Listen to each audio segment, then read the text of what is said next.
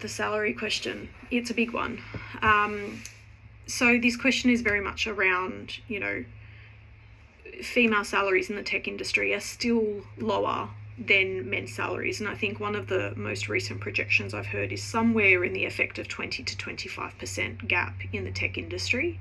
There's really not a lot of data, and we need to get better as an industry around that. But I guess there's a couple of things. How do you navigate a conversation in a male-dominated environment? And the first thing that I would suggest is you need to do some homework and you need to do some research around this.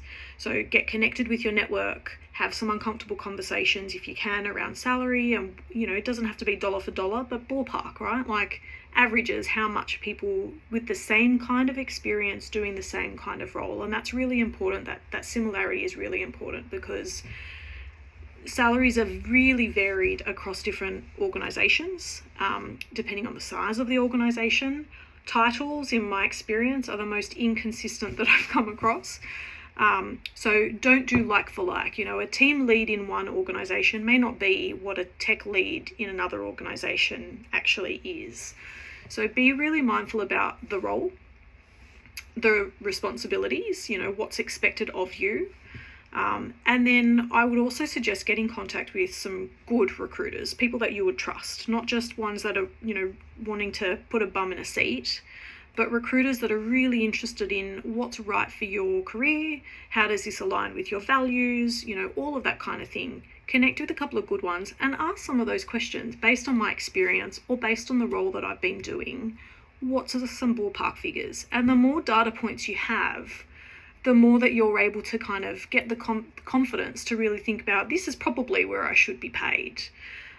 And you take that confidence into a conversation. So if it's towards a new role and you're going for a new role, having that background and that information will really help you walk in and kind of start negotiating in a positive way, and really start talking through your options, and be really mindful that often an organization will have a complete package. It's not just about salary. There might be other things on offer for you. There might be perks, there might be bonuses, there might be some equity, there might be development options that, not a lot of other organizations offer. So be really thoughtful about what is the whole thing that I'm getting out of this opportunity and how does it align with where I'm at in my career and where I want to go.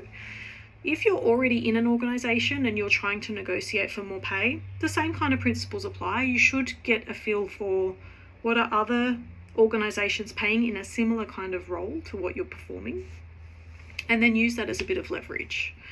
My advice would be give it a go, because if you don't try, you will not get what you're looking for. So you got to suck it up a little bit. I know it's awkward, I know it's uncomfortable often, but if you've done your homework and you've got some research behind you and you know with certainty that you should be paid more, go in and have that conversation, and stay firm and back yourself. I think one of the biggest things having performance related salary kind of conversations, it should be about your success and what you're doing and the impact you're making and the value you're adding. You got to back yourself. If you want if you want to chase some of those dollars and you want to position yourself for a pay rise, you also then need to demonstrate, this is why I deserve it. And we women don't do enough of that. So do the homework, not just the external research, but also be really clear about, what am I adding here?